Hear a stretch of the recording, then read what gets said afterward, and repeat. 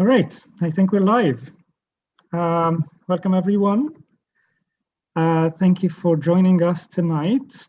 Tonight is another session of the Friday meeting where we introduce the table. The table is basically a discussion between us together, usually hosted by the Friday meeting servants. Sometimes we have guest speakers, which is the case for today. Today's topic is around grief. And for this specific reason, we have asked Antoine, Randa, and Maria to join us.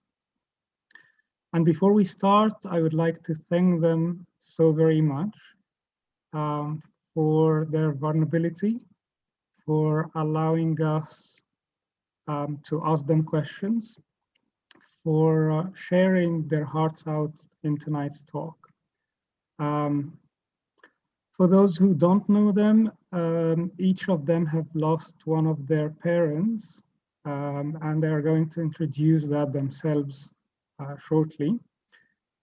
And this is why we have asked them to come tonight to share with us. So we would like to thank them so very much for their courage as well, for coming here tonight.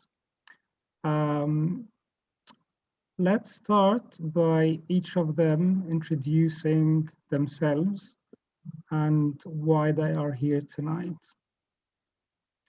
If we can start by Maria. Hi everyone. For those of you that might not know me or might not recognize me, this is my dad. Amorfe is to you, and you may remember him if you sort of like grew up in St. Mark's as the deacon that would obsessively pour out the men's water after Holy Communion. That was his service in church. So you might not have spoken to him much, but he was always there in the men's side of the heap. And another thing that we would like to say is that the anniversary of their parents passing away is very, very close by. So I think it might be more emotional for them. So again, more thanks to them for joining during this time. Yeah, embrace the butter beer and like go with it. You might need some tissues yourself, but we make no apologies for it. Dad's 1 year anniversary is on Monday. So yeah, tears and bogeys might happen. Go with it. Thank you. Let's carry on with Antoine after. So I don't think there's a nice way to say this, but I'm here because Mom passed in April last year. And yeah, I'm excited to have a conversation about this. Thank you, Antoine. And Randa. Hi, everyone. My name is Randa, and my mum passed away in March last year on the 6th, so tomorrow will be her 1 year anniversary. Yeah, and she's called Violet.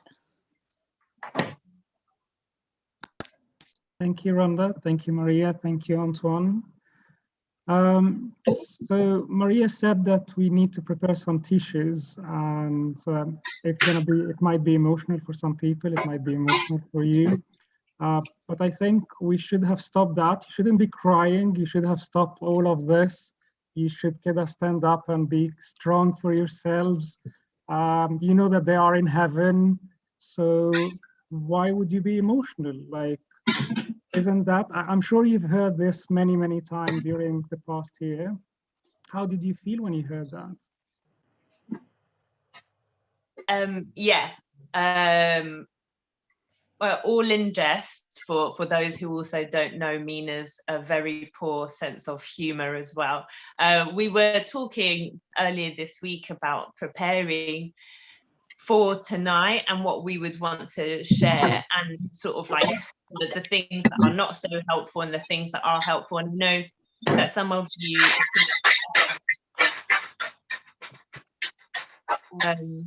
can, yeah, that's better.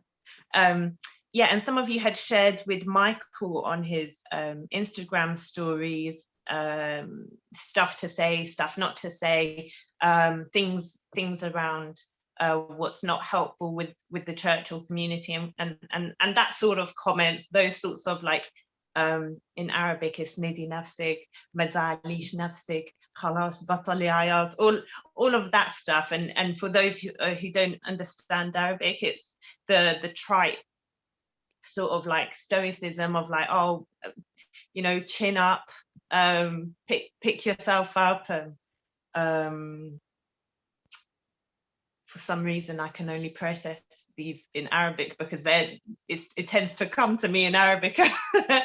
But all of these phrases just don't really help, and I've been fortunate to not hear them as much, and I've put people in their place when they have said stuff that is less than helpful. Things perhaps on the other side that have been helpful is just people genuinely expressing their concern, and you know, sincere condolences have been really, really heartfelt for me anyway. Thank you, Maria, for expressing that. Yes, the idea behind this question was basically to try to see when people are trying to comfort you guys, and sometimes I understand that people say things, I'm sure, out of love, but sometimes they are quite hurtful because they don't feel what you guys are feeling. And now it's been almost a year for the three of you. Has it got any easier? You know, time heals? No? I think for me, I've just been feeling it in more ways as time goes on. So if anything, I feel like the first few days were the hardest, and then I had months where, like, it wasn't the first thing I think about, but then there would be a week or two in September where they feel almost like the first few days, and then like the smallest trigger would be like just something that doesn't necessarily have to do with mom, but like I would remember something over like 2 or 3 layers of thought that like would bring her picture, and then like it's very raw again. So I definitely had times like last month that were harder than like June last year. So I think it's kind of like over time it would take more forms or different forms, but I don't think it gets easier. Rhonda and Maria, would you guys like to share anything? Yeah, I completely agree with Antoine. It evolves, it takes on new forms, and it doesn't ever end. That person dies and leaves your life indefinitely, like definitely that's it. And so there will be points, I'm sure, in 20 years' time where I'm reminded of the loss, and those moments are always very sensitive. I've been much more sensitive to it this past month and this week, especially in the lead up to Dad's anniversary, more so than, you know, like Antoine said, sometimes last year it wasn't as much on the forefront of my mind, but naturally because of the timing, I've described it as I'm rehashing. I'm going through Dad's Holy Week. I'm going through his last week alive from last year, which was extremely painful. And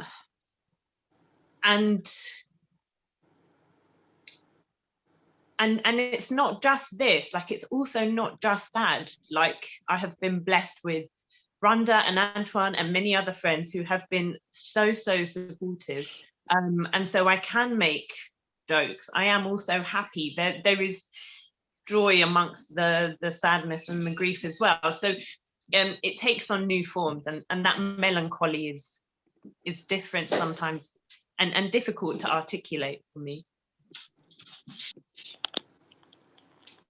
Thank you, Maria, for sharing that. So across this whole year, if you don't mind me asking, how did the church help you? How did your friends help you and support you? Because if you're saying that it didn't get better by time or slightly better by time, then what made the difference? What did support you?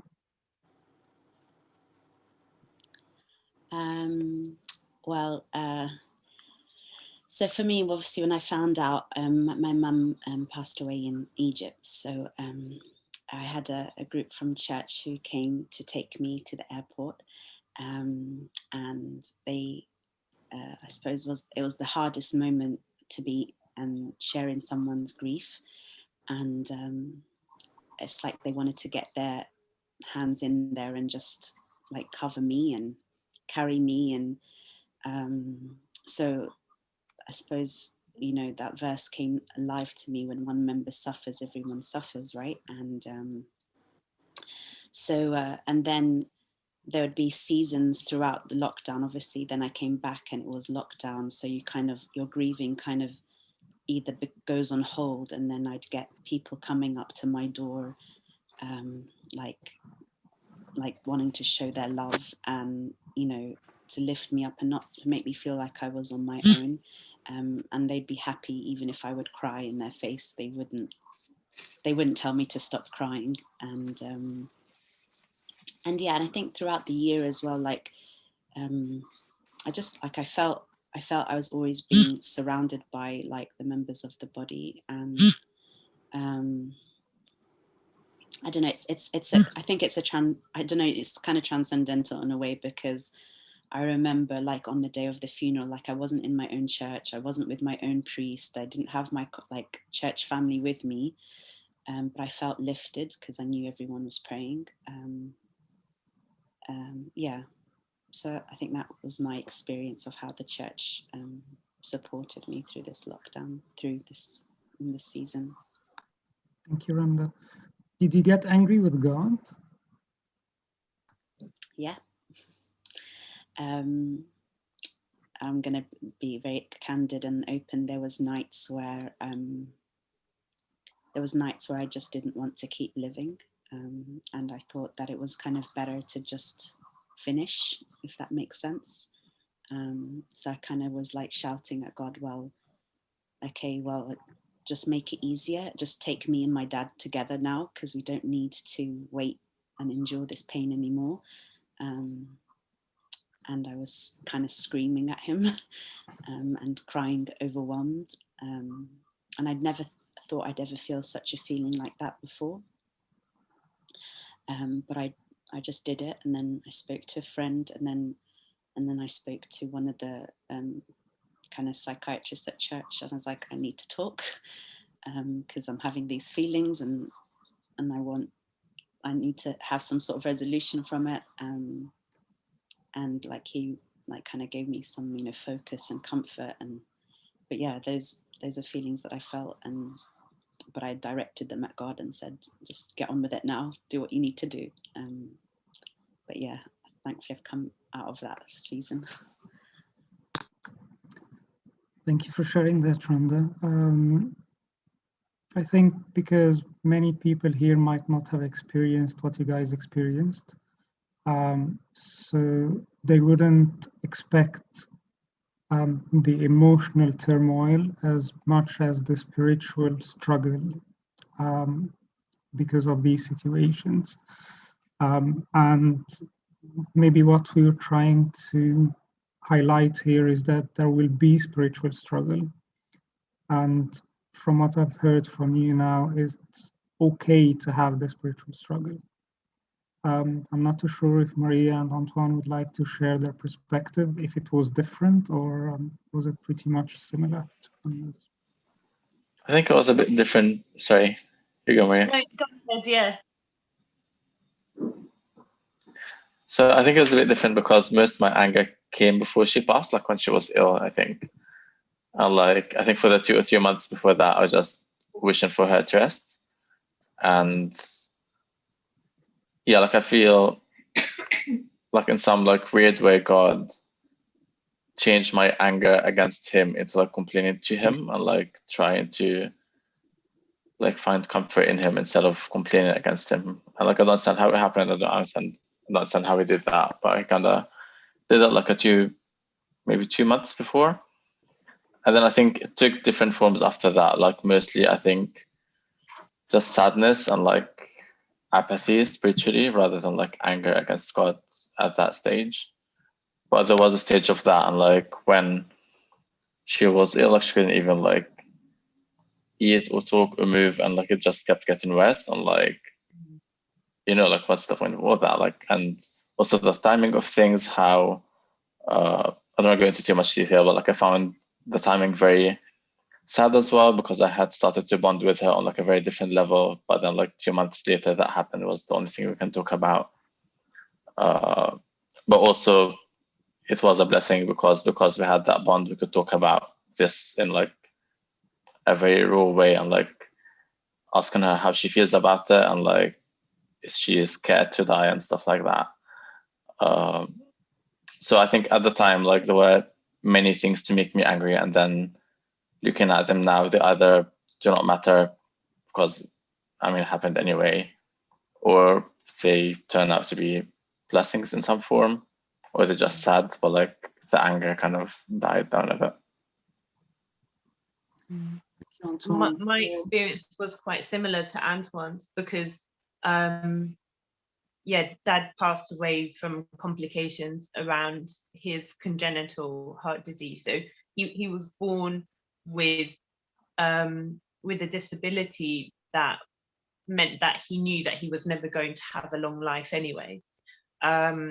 And so all of my anger with God was when I was growing up, and I was battling with faith, and I was struggling to imagine sort of what divine being could be good and powerful that would create someone knowing that they're going to have a life that's going to be full of misery and suffering. I was like, how is that just? How is that humane? How is it fair for me as their child to have to endure? And so by the time that Dad actually did pass away last year, like I had those battles, and then I wasn't so much as angry with God. I was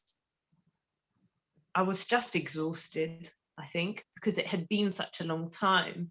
And we can talk maybe at a later point about the nature of anticipatory loss, because you're not just grieving after that person passes away. There's a whole process in the build-up that is like, oh, okay, well, they're losing this functionality, they can't do this thing that they really love, or and so on. And so the losses are sometimes gradual, and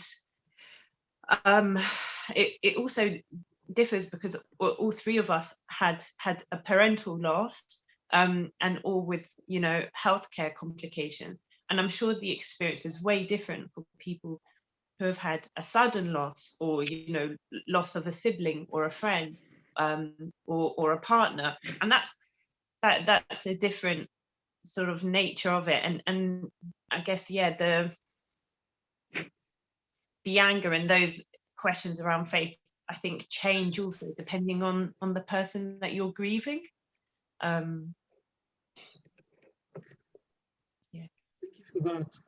Marie said something very, very interesting, is that, and we know that you three had your parents suffering from specific illness from before they passed away. Do you think this was God's mercy to prepare you for this time? Would it have been easier? No, because why make me suffer for longer? Why make them suffer for longer? There is really no clean-cut way of slicing that. And I do think it's a mystery that we're not going to necessarily have a nice clean-cut answer to. But if anyone does find one, tell me, please, because I've been looking. I don't think that there is any way of turning that suffering into something merciful. Suffering exists on this side of our existence and our world, but so does compassion. And that has been one of the only things that has like had light for me, because suffering in itself is immensely painful, because you still have to go about the rest of your life. You can't just sit and wallow in it. So the suffering itself is awful, if you just had to sit and endure it. But no, you've got to slap on a face and go to work, and you've got to meet people and perform duties as a friend and a sometimes partner, or you know, sibling to other people that are also surviving that same grief. I don't view that suffering as a form of mercy. No, the nature of the heads up can be helpful for some people, and I used it to help prepare myself for experiencing bereavement. However, I wouldn't call it a mercy.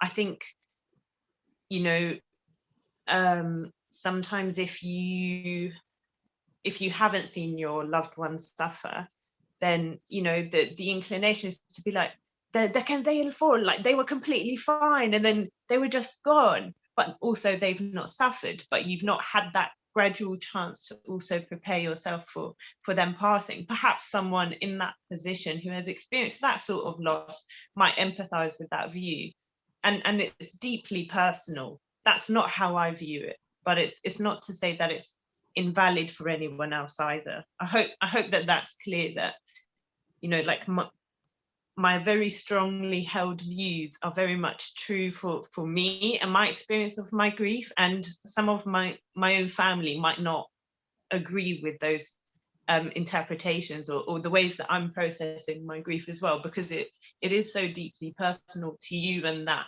relationship that you had with that person. No, absolutely. No one is taking this away from you, like by all means. But forgive me to ask this, anticipating that this is going to happen, how did you guys prepare for it? Or how would other people support you in these circumstances? How would you accept support in regards to that? I don't know. I think it's, I don't think you can really anticipate. I'm going to be honest. I think even if you know someone who maybe is got terminal illness, it doesn't, like, it's like it's still like when they're gone, they're gone. It's not that the anticipation doesn't provide any comfort, you know, because I don't know. I don't think it calms you or comforts you in any way or gives you a heads up. I think that the loss is the loss and the pain is your pain, and you know, just, yeah, it's just we're all gonna experience it in a different way. I don't think that the time that, because for me personally, like, yes, my mum's health had deteriorated, but it was like a thief in the night, as it says, like, you know, 1 minute she was here and then she was gone, and I didn't have the kind of time to know or get to know, and it just feels like your heart's being ripped out. It's not, it's not an ease, you're not eased into it.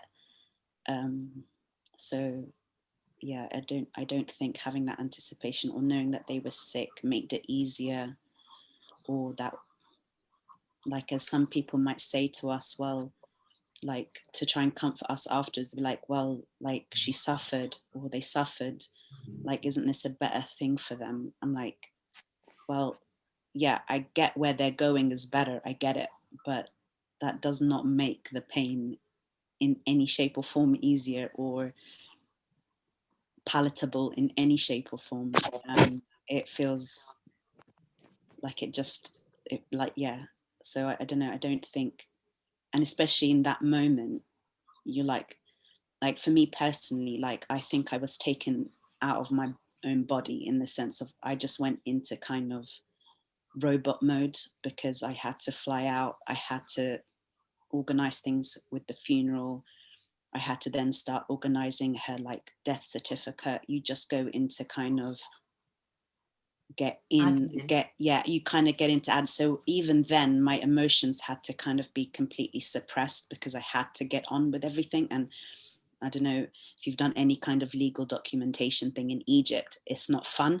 But even in that experience, even God literally gave me a beacon of light, that I was able to get things done within 24 hours, when usually it can take weeks.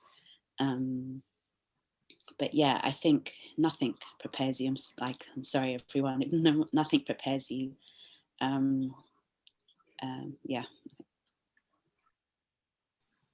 If I can add a bit on this, like, I think before it happened, I knew it was going to happen like within a week or two, or like a few days.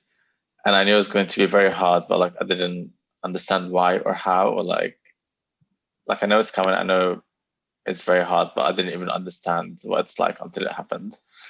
So even if you know like when it's happening and you had all the conversations you want to have, like there's no such thing as being ready for it, as far as Maria was saying.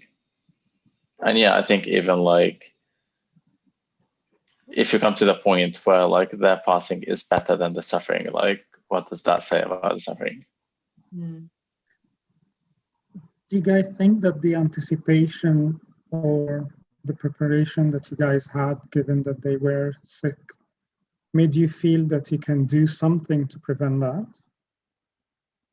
I really lent into the anticipation thing. If any of you know me on a personal level, you'll know that I really hate things that are unplanned. I hate surprises, be they good or bad. I'm really uncomfortable with the unknown. And so I lent into knowing that the one definite thing was that Dad was going to pass soon.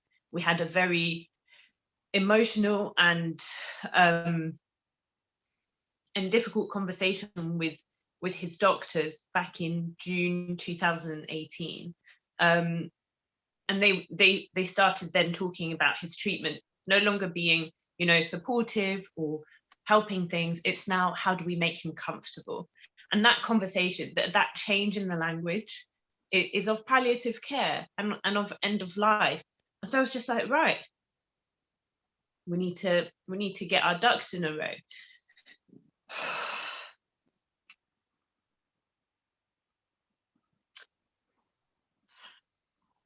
Bear with me.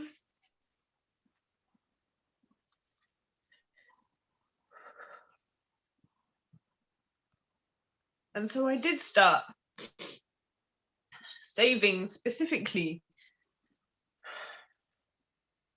with the view of having to pay for a funeral soon, which is difficult at any age, but especially at 25. I had just turned 24, even something like that. And I sought out counselling. And it was a long time. It was a long time between asking for it and actually getting it. So I then started anticipatory bereavement counselling. I think I had gone to my GP by December of 2018, and then I started it around March or April the year after. So about a year before Dad's eventual passing. And doing that gave me the time and the space to do all of the mourning and the grieving ahead of time, whilst I could plan conversations to have with Dad and things to do with him, because I knew exactly what would be expected of me. Like Rhonda has said, you then have to get legal affairs in order. You have to sort out any wills and close off any bank accounts and all of that stuff. And then you go into like planning mode, and there isn't really much time, ironically as it is, to grieve and mourn in the immediate aftermath of losing someone. And so I knew that it was going to happen at some point, and I knew that my family would need me to perform that duty. And so that was one way that I tried to prepare myself, because I knew at that point it wouldn't be my turn to do so. I also had like really candid and difficult conversations with my friends. There's this notion of a dead parents club, and it's the club that no one wants to join, and yet eventually all of us will be a member of. And I spoke to all of my friends who I thanked in my eulogy for Dad for bearing their wounds so openly to me when I was sort of searching for answers and how to be after Dad would have passed, because that was the only guarantee. And so I didn't know anything else that would happen after it. And so I asked, and they told me all of their innermost traumas, and it was a really kind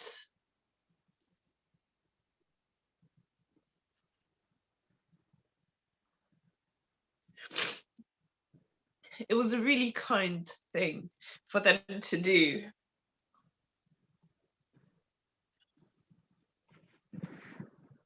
And to not have also told me like pray for healing, because we were well past that point. And that can feel like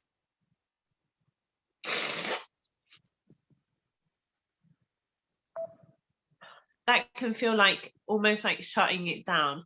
Pray for healing, because you don't want to help this person process what's going to happen.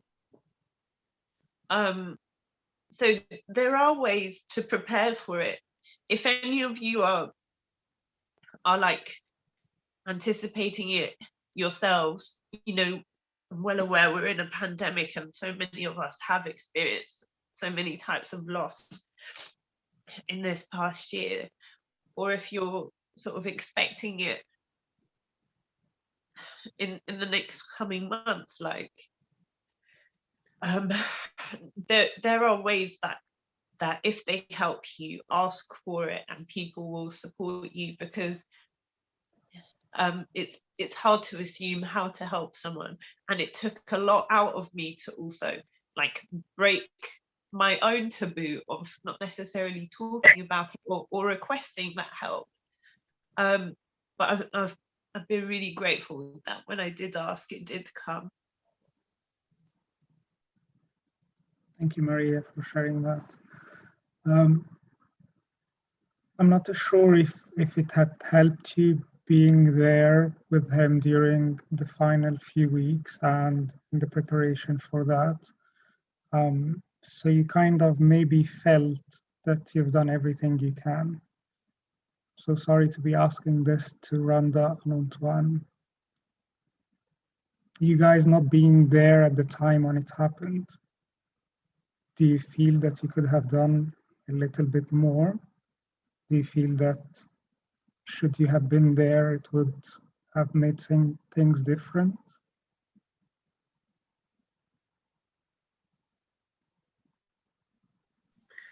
I wouldn't think of it as doing more, especially that like I traveled to be there like a month before with a view of going to like see her off. And I remember having like my shirt and trousers for the funeral.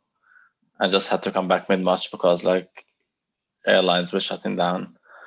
So in a way, it feels like I did everything I could and I just couldn't be there for her. So I don't see in that way. Like there are other parts where I feel I could have done more, could have stayed longer on that holiday and stuff like that. But like in that particular last one, I just felt very like, I don't know, just planned by God, because I wasn't meant to go in March at all. And then I went early March because we knew that like it's quite imminent. And then I called the airline on the 15th and they're like, you either come back tomorrow or in June, which like isn't legally feasible for me even.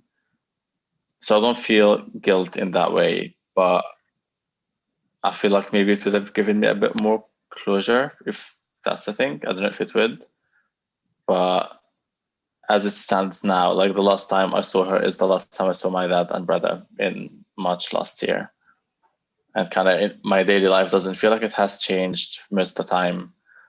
And I feel like my grief is kind of on hold and kind of just a bit scared of like going to Egypt the next time or seeing dad without her the next time. I think that's the difference it made for me.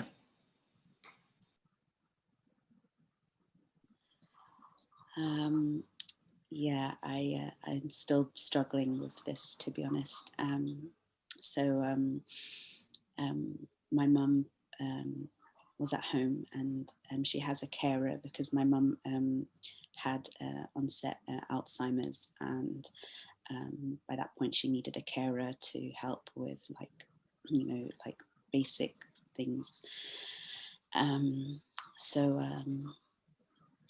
She just had the carer with her in her house, and that was it. She was in her bed, but I wasn't there, and that still eats me up a lot still, because the last time I had seen my mum was in person was in September 2019.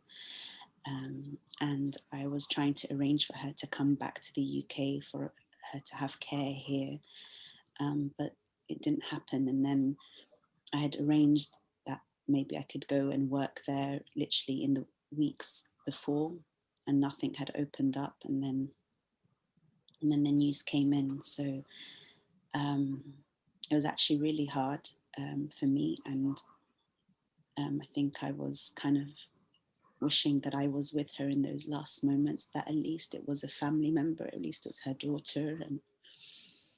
And but that wasn't the way it was going to be. So but yeah, I was able to fly out that morning for the funeral.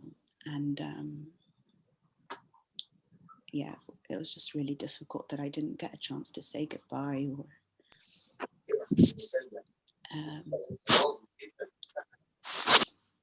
so yeah, it was that still kind of niggles at me, to be honest. And I kind of put it before God and just said, you could have waited for me.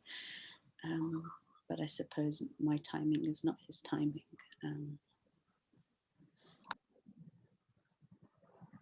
Thank you, Rhonda. Yes, one of the very hardest feelings during these times is the guilt feeling, especially for those who have not been around at the last stages or even at the time when it happened.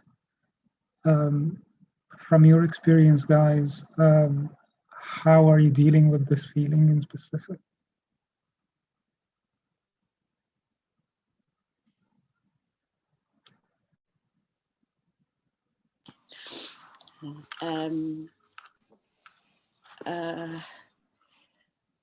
Well, I don't know. I think it's still an ongoing battle for me.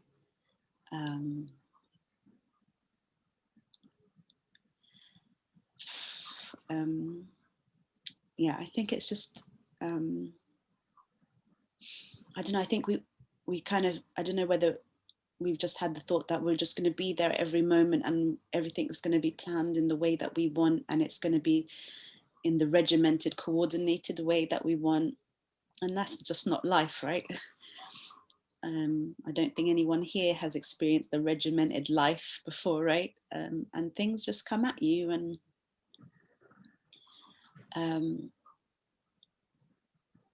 I think for me, it's just the hardest is that I didn't want her to think that I had left her, or That's something I still struggle with. Yeah.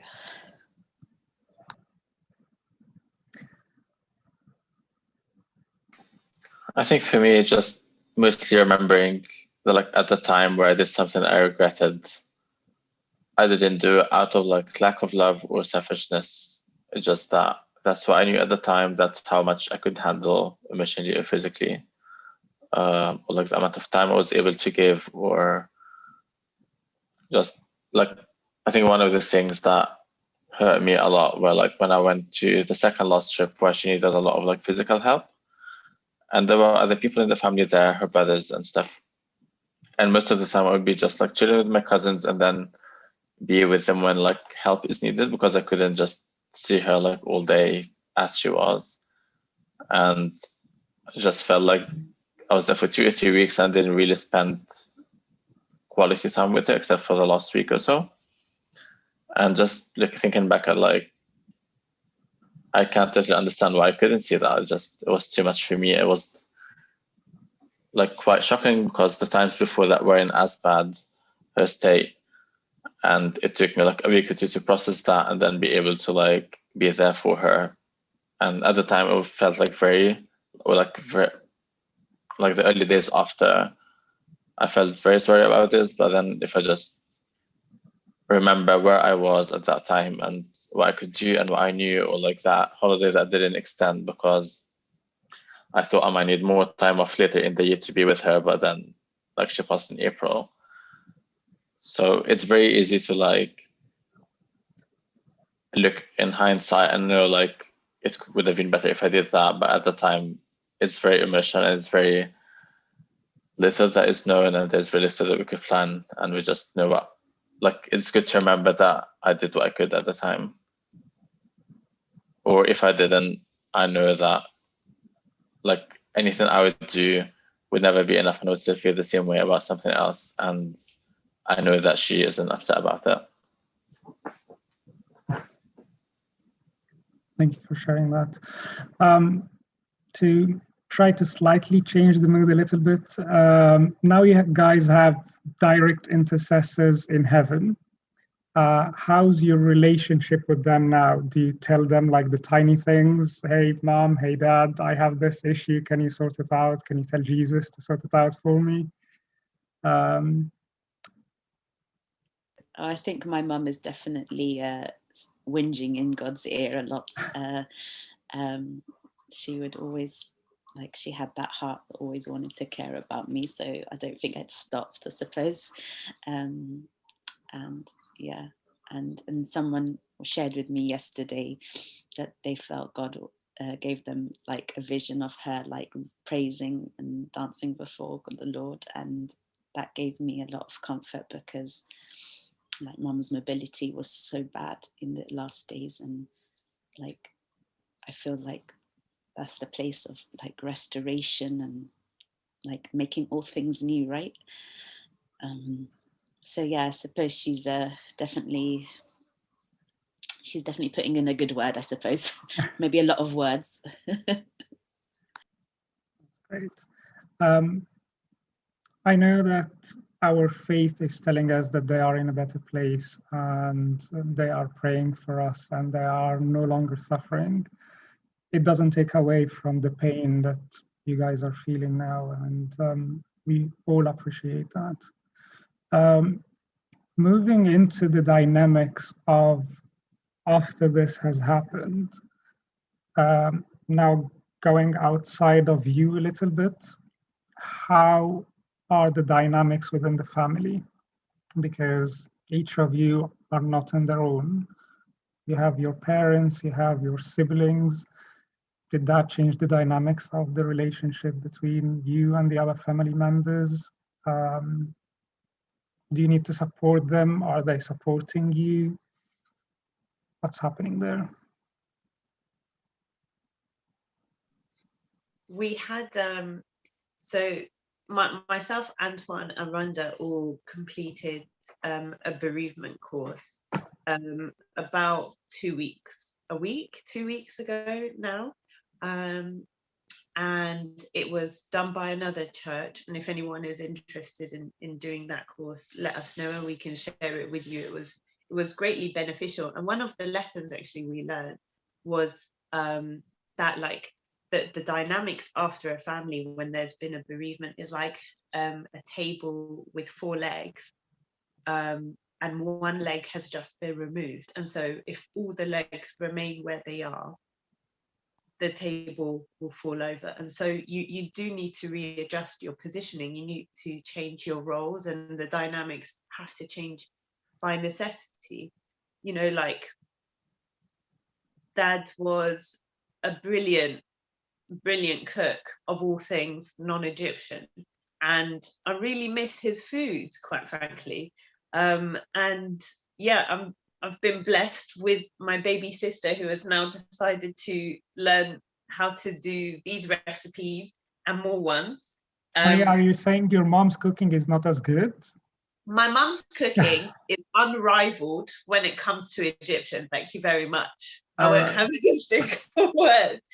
The koshery is amazing. I mean, amongst other things, but it's also like the reason why lockdown weight gain has increased the way it has. But I mean, my mum was never really going to do like fresh tom yum soup the way my dad did. And she doesn't have the same interest in Asian cooking, which is pretty niche for most Coptic dads as far as it goes, to be honest. But they had very different skills and interests and hobbies. And so I really missed it. I missed homemade egg fried rice and so many other dishes. But now I'm seeing like the development in my sister who's doing that one small part of the role that he did. And actually it was also a reminder for myself to not to try and to fill his shoes as well. Like after he passed, like, okay, now we are a complete like matriarchy. We are just four adult women now, and everyone is an adult, which I have to remind myself also that I don't need to take care of or try to parent my younger sisters anymore. Like that they're coming into their own, but it's growing pains, and it would have been necessary for any relationship. But I do really like that metaphor that the table has to readjust, because otherwise it will topple over. So yeah, it does change for sure. That's in terms of roles. Thank you very much for sharing that, Maria. How about emotional support, spiritual support? Did you guys need to build up more muscles to help them and lift them up? Are they helping and lifting you guys up? So it's kind of a hard one because I feel responsible to do that, but I don't feel like I have the strength yet, especially with how little communication I have with them now. Like I haven't seen any of them since. So I kind of feel responsible to like become more like the glue of the family like mom was. And I just don't know how to do that. I wasn't ready for this anytime soon. And it's a bit scary. I think, yeah, like I'm hoping for like over time and like practice and grace that maybe I can fill that role. I don't know how, like probably not as good as mom did, but I kind of feel like if I don't do it, it should be lacking in the family. But yeah, I can use prayers for that. Thank you, Antoine. Yes, Rhonda? Well, I have my 80-year-old dad, so I've kind of become the parent now, and he's kind of the child.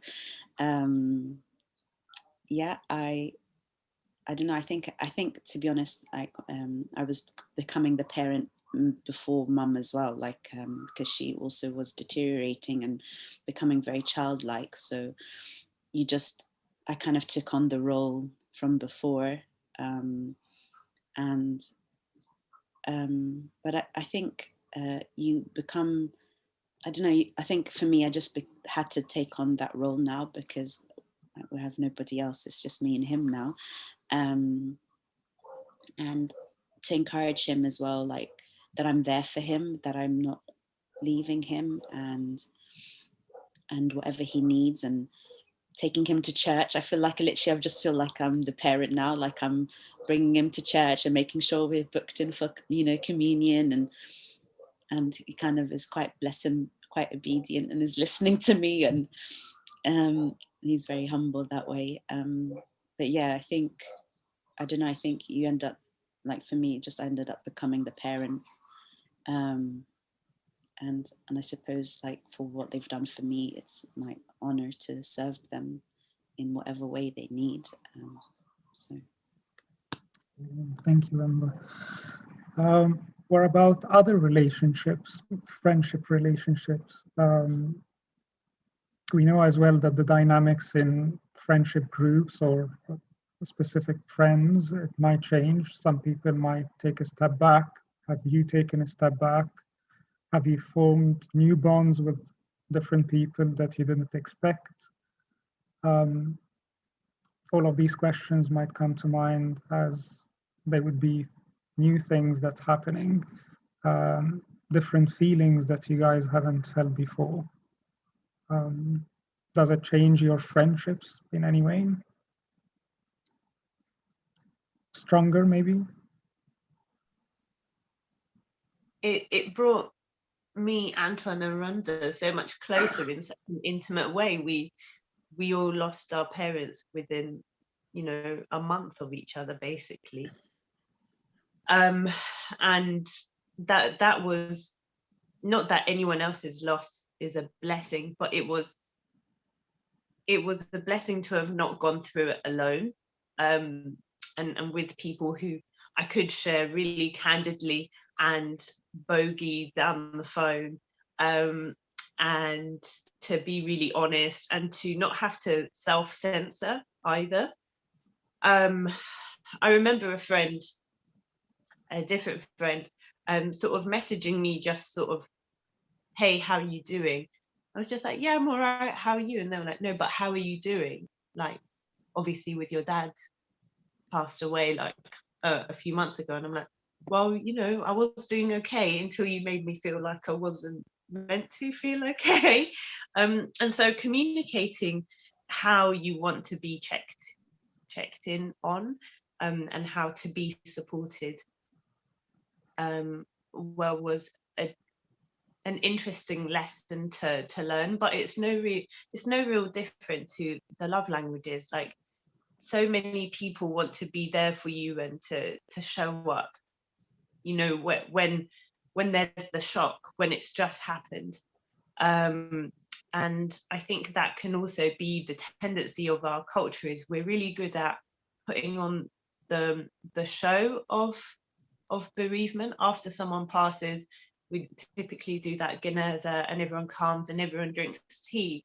But like, the people who are actually serving, who are actually there for you, are not the ones who are sat down. They're the ones who are making tea for everyone else.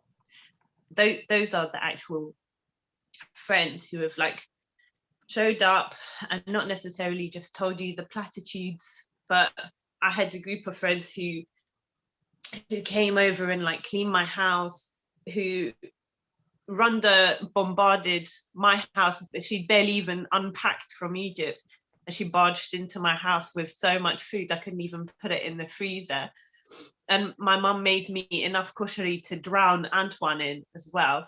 And so like, we're able to like show up and to do practical and important things. And so long as that person wants to be supported in that way, like wholeheartedly go ahead and do it. But I think that there's a gentleness in which you can ask, how can I do this for you? And can you let me serve you in this way? I think the tendency is, the easy thing to say is, please let me know if I can do anything. But I don't know if you will be willing to do this one thing for me. I don't know if you just want to send me a bunch of flowers, but what I really need right now is someone to help me brush my hair because I've not washed it for 4 weeks. Like that is really and It's truly. beautiful, Maria. It looks absolutely beautiful. I mean, I've not now for weeks, but you know, like after Dad passed, also my friends came over and helped me brush my hair.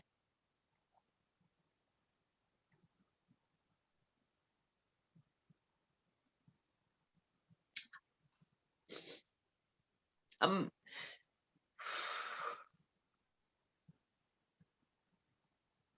reliving the tenderness.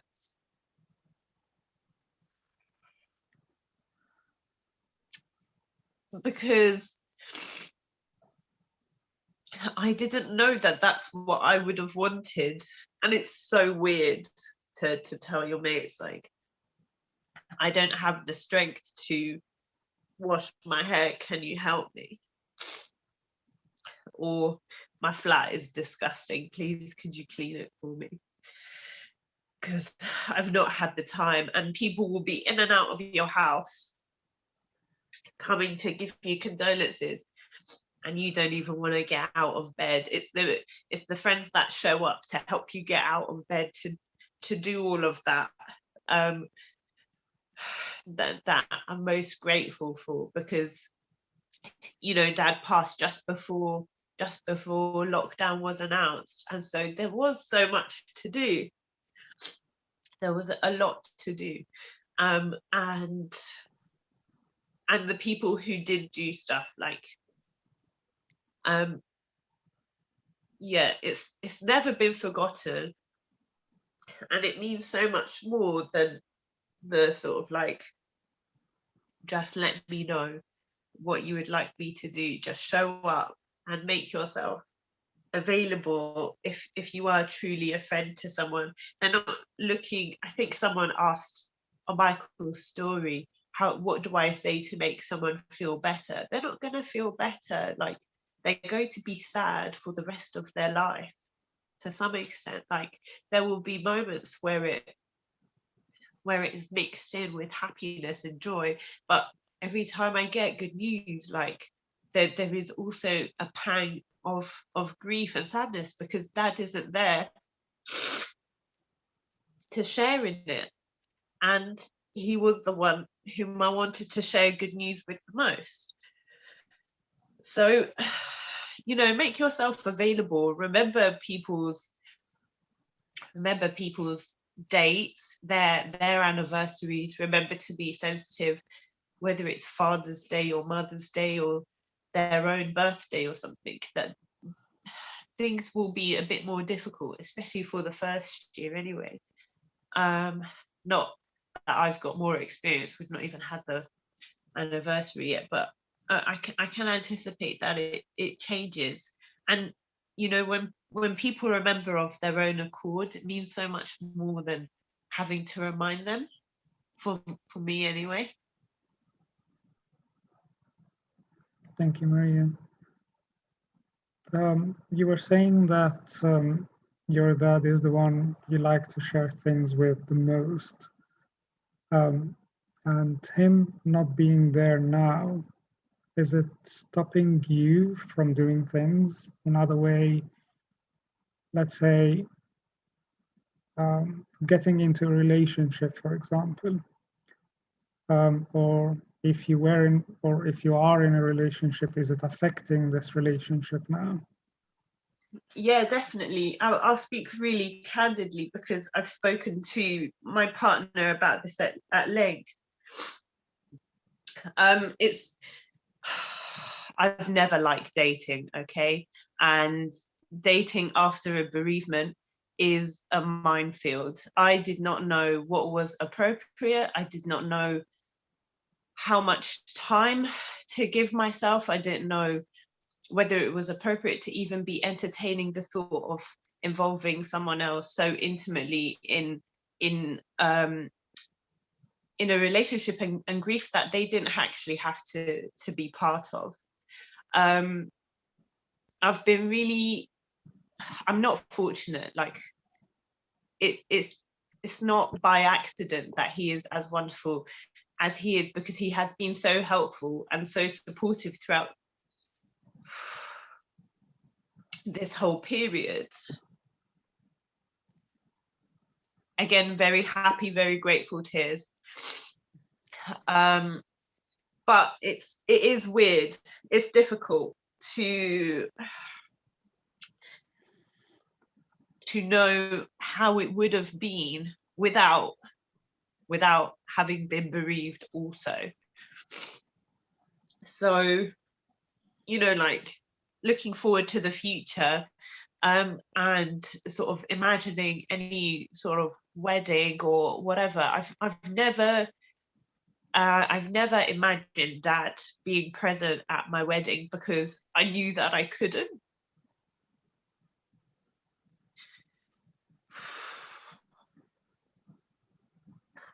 And so that wasn't like a big loss. It wasn't a big loss to not have my dad at a wedding, because I never allowed myself to imagine that sort of scenario, because I didn't think that it would have ever been likely. And perhaps that was like some sort of like self-preservation. But it's still difficult, because if I don't bring Dad up, otherwise, like if I don't bring Dad up and let him know all these stories and the way that he mispronounced like paracetamol or whatever else, all these like family quirks, he's not going to get a real taste of his flavor, of what his personality was like. And having to do that,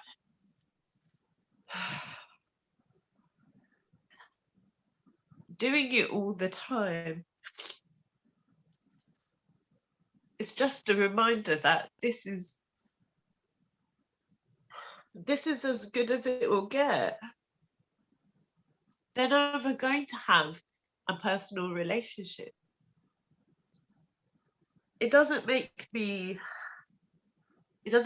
shy away though, because in the same way that there is a season for mourning, there's also a season for joy and for celebration, and yeah, I'm deserving of that also. And my friends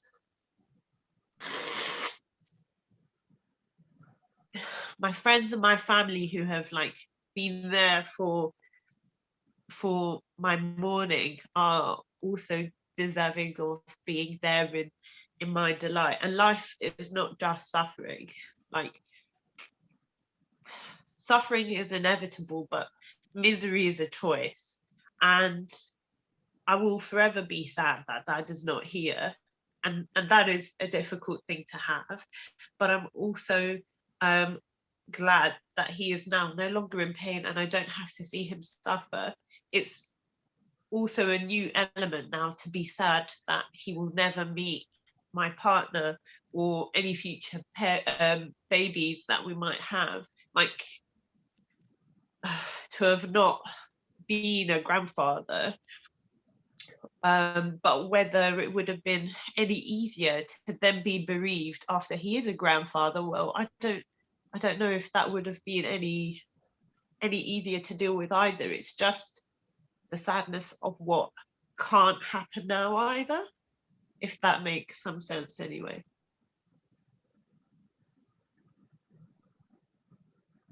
Thank you, Maria.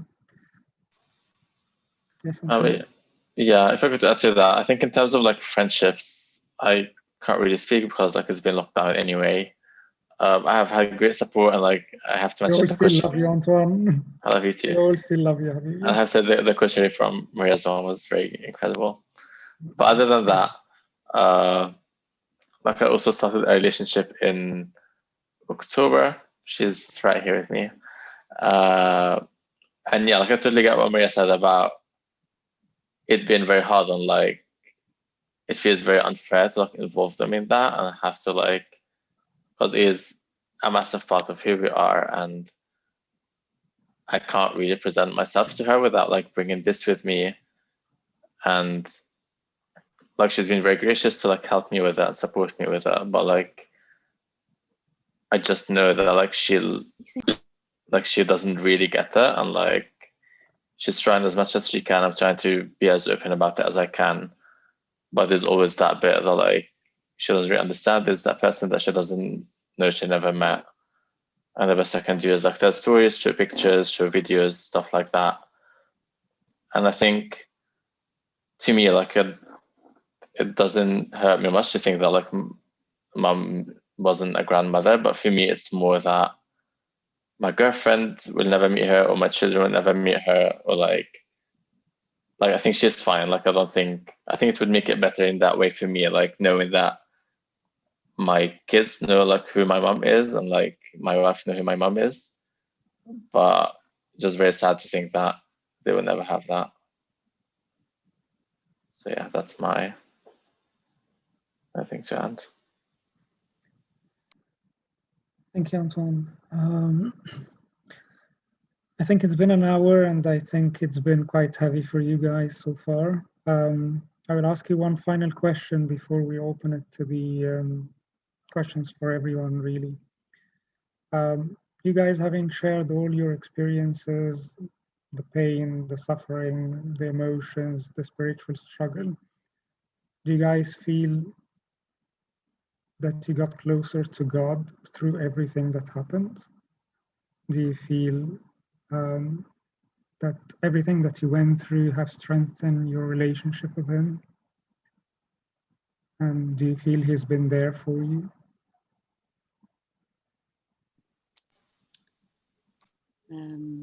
Yeah, I think for me, I really felt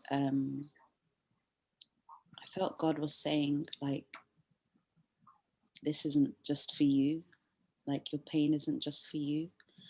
And I found that loads of people were struggling, and I thought that this could be my opportunity to shoulder them through this time, because I suppose it becomes really real when you're suffering and someone else is suffering. You're more relatable, and also like it was actually like today I felt God was giving us, like, I don't know, he just, this morning in my quiet time, because like I'm not gonna lie, this was really like I was really apprehensive about today, but this morning God was sharing to me in the quiet time about Matthew 14 verse 13 to 21, which is the feeding of the 5,000. But the story is not, for me, wasn't about the feeding of the 5,000. At the beginning, in verses 13 to 14, it says, and once he heard, he went into a solitary place. And so I was like, what did he hear? So I just read the few verses before, and he had just been told about the death of John the Baptist. And I was like, you're listening, aren't you, God? You're really listening. Like, you, because I kind of told him in the morning, I was like, look, I really don't want to be disciplined today. I just want you to tub ballet. I want you to comfort me, because I'm really not coping well. And he answers, like, he was saying to me, like, I grieved and I mourned and I went through what you're going through. And he wanted to make himself so relatable to me. And then in the same breath, he then said, okay, well, I have compassion on these people. I want to heal them. So I really felt God was saying to me, like, I want you to be used so that you can be a source of compassion and healing for people, whatever your struggle is, that it could be a source for someone else. And that is what I believe strongly. I believe strongly that's what our church is for, what we're like, when like this hospital, like, no one have any illusions that it's not. We're all here struggling and going through our suffering, our darkness, but we're in it together, and he's holding all of us in it. Like, I'm going to be honest, I don't think I would have lasted this year if he really wasn't in the program. Like, there was days where it was just too much, and he helped me, he carried me, and he sent me my brother Antoine and my sister Maria to, like, shoulder me in these times. And like every night we would meet after every night of the course. We would meet and talk, and like we would just be vulnerable with each other. And I really felt God was just healing us in that time. But yeah. I am sure that everyone's journey and feelings are different, and God is reaching for everyone in different ways. So thank you for sharing that. If there is one thing that each of you would like to say to everyone who's hearing us today, what would it be? Don't try and suppress anything, and like sit in the discomfort of whatever is happening. If and when you want help, it will be available. Thank you, Maria. Antoine? I don't know, can I pass? Oh, thank you, Habibi. Miranda? I would just say, go and hug your loved ones right now. Like, don't wait. Just tell them you love them. Tell them, you know, you appreciate them. Just maybe put down any disagreement that you've had. Just close the door on that. Just go and hug them, please. Thank you, guys. Thank you very, very much for that. I will stop the live stream now, and we will open the floor for questions. If anyone would like to send their questions anonymously, they can send it to me directly, and I will say it on the group. If you guys are happy